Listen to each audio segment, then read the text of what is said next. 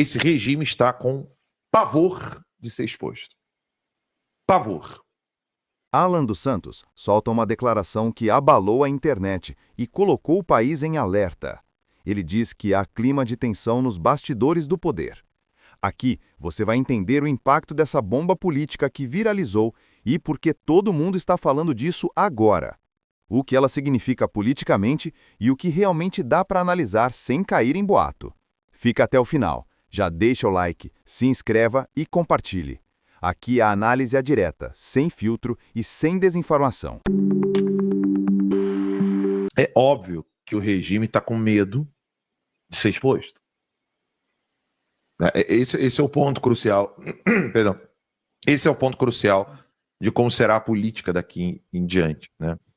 O regime Foro de São Paulo, que inclui Lula, né, o Dirceu e o STF, o regime Foro de São Paulo, que é o narcotráfico, que é os grupos terroristas, a presença dos grupos terroristas no Brasil, o PSDB está envolvido nisso, a esquerda latino-americana toda está envolvida nisso. Esse regime está com pavor de ser exposto. Pavor. O medo deles incitar o ódio e a ira nas massas. O Lula agora ele vai pisar em ovos. Eu não dou aí, deixa eu ver, dezembro, eu não dou 3 meses pro Lula estar falando de prisões e de dosimetria. Eu não dou 6 meses, cara, pro Lula estar falando que essa tensão não vai agradar ninguém, não vai trazer bem nenhum pro país. Sem brincadeira. Eu não dou 6 meses lá. Pode gravar aí. Hoje é dia 28 de novembro de 2025. Novembro, dezembro, janeiro, fevereiro, março, abril, maio. Até maio do ano que vem, vocês me cobrem, porque eu não dou 6 meses pro Lula estar dando uma de bonzinho internacionalmente. Primeiro, porque a Roça Paiá está à frente da Comissão Interamericana de Direitos Humanos, na OEA. Segundo, porque o Trump vai usar toda a força do Estado americano, das Forças Armadas americanas, para arrebentar com uma das maiores fontes de financiamento do narcotráfico na América Latina. Perdão, fonte de financiamento do Foro de São Paulo, que é o narcotráfico na América Latina. Segundo, porque tudo que o Trump e o Dirceu agora querem evitar, só porque eles não estão prontos ainda, é uma revolta interna nas Forças Armadas. Não estou falando de general, não. Estou falando de oficiais para baixo. Tá? O medo deles vai chegar uma hora que eles vão querer isso, tá? Vai chegar uma hora que o Dirceu e o Lula eles vão querer revolta interna na tropa. Porque eles vão poder meter estado de sítio, vão poder matar os opositores, dizendo que eles estavam tentando consolidar mais um golpe. Só que agora não é o momento. Agora é a hora do peraí, o Helena de idade, tá com problema de saúde, vamos amenizar aqui a situação. Eles estão, sabe quando você fica ali com o gás, você vai, aumenta, diminui, vai mudando a cor da combustão ali? O Lula quer deixar azulzinho. Ele não quer que o gás, o fogo que tá saindo do gás, fique amarelo. Ele não quer que o troço vá lá pro topo. Ele quer aquele fogo azulzinho ali. Banho-maria. Cozinhar em banho-maria. Ele quer manter ali a temperaturazinha agradável para ele. E é isso que eles estão fazendo com o general Augusto Heleno. Segurando um pouco a ira. Porque, se você analisar, na opinião popular, você tem, graças ao MBL, graças a Danilo Gentili, graças ao Weintraub, graças aos petistas infiltrados dos perfis de direita, você tem uma certa camada da massa, não estou falando dos apoiadores do Bolsonaro, não, da massa, um certo nojinho da galera que se diz de direita, porque Bolsonaro fez isso, Bolsonaro falou aquilo, Bolsonaro falou, imitou pessoas passando mal nos respiradores, na época da Covid, manipulação de vídeo, né? Mas você tem uma galera que cai nessa narrativa. E na do Heleno? O que você tem para falar do Heleno? Você entende? Uma coisa é você criar um frame sobre o Bolsonaro. Você criou lá o enquadramento do Bolsonaro. Bolsonaro, o cara que não fez nada na Covid. Bolsonaro, o cara que atrapalhou. Bolsonaro que levou um monte de gente para morrer na Covid. Você tem gente que não gosta do PT e cai nessa narrativa. Tem um monte. Vocês podem perguntar aí no chat. O pessoal do chat aí pode avisar aí se não tem um monte de parente teu que cai nesse lero-lero. Tem um monte. Isso é algo tão fácil de derrubar, né? Porque assim, o Brasil não foi o país, nem proporcionalmente, nem em números absolutos, que teve mais mortes por Covid, né? Porque a gente nunca sabe por Covid, com Covid, aquela história. É só perguntar assim, mas espera aí, esses países aqui que tiveram proporcionalmente mais mortes por Covid e eram, na época, governados pela amigos do Lula, turma do Lula, a culpa é desses caras também? Exato. Né? Então, só que com o Bolsonaro você ainda tem esse discurso para poder espalhar, e aí demora de fazer. O Olavo sempre falava, né? Uma mentira solta, ela não é um leão, ela é um zoológico só de leões. Ela é um criador de leões. Ela vai devorando tudo que tem pela frente. A verdade, ela já é mais trabalhosa. Tem que ir pegando vítima por vítima da mentira e ir tratando a ferida da mentira na mente da pessoa. A mentira não, você solta, ela faz estrago. Né? Agora, a verdade é um por um. Tem que ir desfazendo ali, fazendo curativo em um por um. Agora, no Heleno, não tem isso. O Heleno é um senhor de idade. O Heleno é uma pessoa amada pela tropa. O Heleno é uma pessoa que todo mundo respeita. O Heleno tem gente de esquerda que tem respeito pelo Heleno. Né? Qual é o nome do agente do Putin lá? Que era do PCdoB, que foi ministro da Defesa. O Aldo Rebelo. Aldo Rebelo, por exemplo, que é uma das fornecedoras de calcinha para o Putin. Né? Ele é um que você não vai vê-lo falar do Heleno em momento algum. Então, falar do Bolsonaro, criticar o Bolsonaro, você tem gente da própria base que fala merda, você tem gente que aponta coisas certas, mas de uma maneira um pouco distorcida para criar zumba, né, cisânia e tal, mas no Heleno não. Então, o caso do Heleno, ele é muito parecido com o caso da Débora dos Santos. Você falar em botar o Bolsonaro na papuda, todo mundo vai ter que ter. Os caras parecem estar possesso, né? Agora, Débora dos Santos tocou em artistas que queriam ficar calados, não ficaram, no caso da Débora dos Santos. Você mexeu com pessoas que não estavam por dentro do que aconteceu no dia 8 de janeiro, o que esse pessoal foi fazer lá, não sei o quê. O cara não sabe de nada. Mas o caso da Débora dos Santos acabou chocando artistas, pessoas de grande influência no Brasil. A classe falante ficou meio assim, pô, cara, esse Alexandre de Moraes está indo longe demais. O caso do Heleno é algo similar.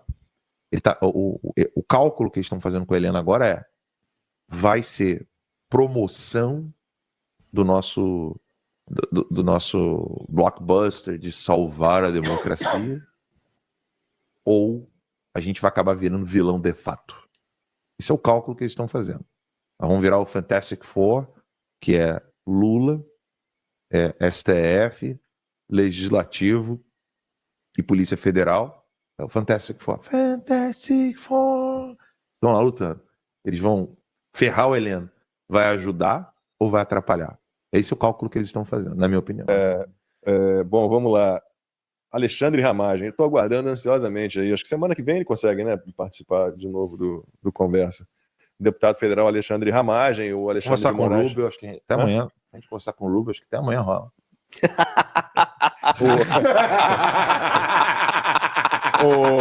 O Marco Rubio, gente, no fim das contas, é quem vai decidir se o Alexandre Ramagem vai ser extraditado para o Brasil ou não.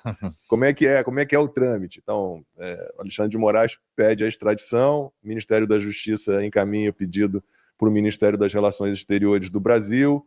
Esse pedido é enviado para o Departamento de Estado, que tem o Marco Rubio como secretário, né, que é o Ministério das Relações Exteriores aqui nos Estados Unidos. O Marco Rubio encaminha para um procurador federal aqui dos Estados Unidos, que encaminha para um juiz federal aqui dos Estados Unidos. Vem o parecer final, se aquilo ali realmente tem base legal, se aquilo ali está dentro dos trâmites, dentro do acordo que existe de extradição entre Brasil e Estados Unidos. O Rubio recebe esse processo já com os pareceres. E, claro, o Donald Trump está ali, né? O Donald Trump dá uma orientação política e tal, e o Marco Rubio tem a palavra final. Não vou arriscar vou arriscar nada meu, não. Mas alguém acha que o Marco Rubio vai extraditar Alexandre de Moraes, meu irmão. Alexandre Ramagem. Alexandre Ramagem. Não, o Alexandre de Moraes tinha que ser extraditado. Agora deixa eu mostrar. Deixa eu mostrar um negócio. Pra cá. Deixa eu Já mostrar um pensou que negócio. lindo que seria? Aham. Rapidinho, deixa Eu tinha falado lá no meu ex, né? Falei, ó, que tinha uma notícia do G1, né? Ah, prisão e extradição, o que pode acontecer com Ramagem, né? Uma coisa assim. Interpol, prisão e extradição, né? Interpol, extradição, prisão. O que pode acontecer com Ramagem? Eu botei, o que vai acontecer é que vocês vão passar vergonha internacional de novo, tanto Alexandre de Moraes quanto a velha mídia. Parece que a Malu Gaspar, né, novamente, teve algum surto de sanidade mental, né? Ou tem alguém tentando explicar para ela, vai ver que tem lá algum tipo de adestramento dentro do Globo agora, né? E aí estão conseguindo explicar para a galera, ó. PF e PGR vem em caminho difícil para a extradição de Ramagem. Na análise dos próprios investigadores, as imputações que pesam contra a Ramagem podem ser classificadas como crime político, o que por si só já representaria um obstáculo legal para efetuar o processo de extradição. O melhor, Lacombe, dá até para você analisar se você quiser, Para tudo, Max. é o malabarismo. Max, olha Está isso. escrito ali, malabarismo verbal. Aqui, ó. Tá escrito aí, ó, não vai rolar. Exato. Max, olha esse comentário ali, por favor. Malu Gaspar está assistindo a timeline.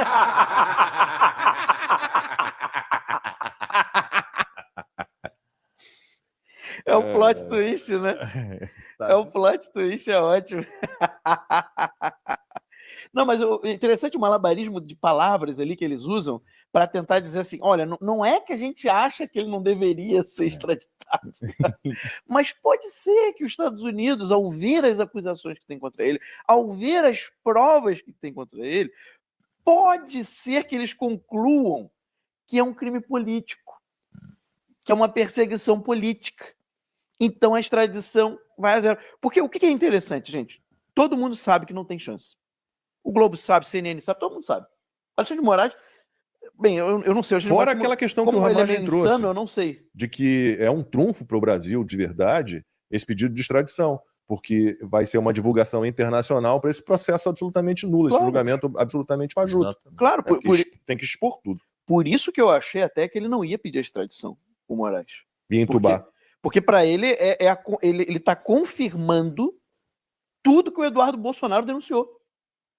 O Alexandre, o Ramagem vai poder mostrar como perseguido político, tá? E confirmar tudo o que foi dito. Agora vem aqui a questão que eu queria entrar hoje, tá? Os políticos, e agora estou falando dos políticos de direita mesmo, tá? Os políticos da direita, principalmente deputados federais. Vocês têm a chance, nas mãos, de passar a anistia na Câmara dos Deputados. Ah, mas não tem chance de passar no Senado, Alcolumbre. Ah, mas depois o STF. Dane-se. Vocês não entenderam o simbolismo que será para o mundo a Câmara Baixa, a Câmara dos Deputados, que é a que todas as autoridades internacionais entendem que está mais próxima da população brasileira, passar com mais de 311 votos, que é uma maioria chamada maioria qualificada, tá? O simbolismo que isso vai ter. O vídeo viralizou porque toca no nervo do país. Medo, revolta e expectativa de mudança. Quando alguém usa palavras fortes e frases absolutas, não está apenas informando, está provocando reação emocional. Mas vamos aos fatos. Até agora, não há prova pública que confirme o cenário descrito.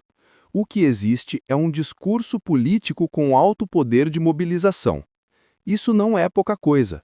Uma fala pode mover milhões, mesmo sem documento, sem nota oficial e sem evidência. Por que isso funciona? Porque entrega algo que muita gente quer ouvir, a ideia de virada rápida, de colapso iminente, de fim do jogo.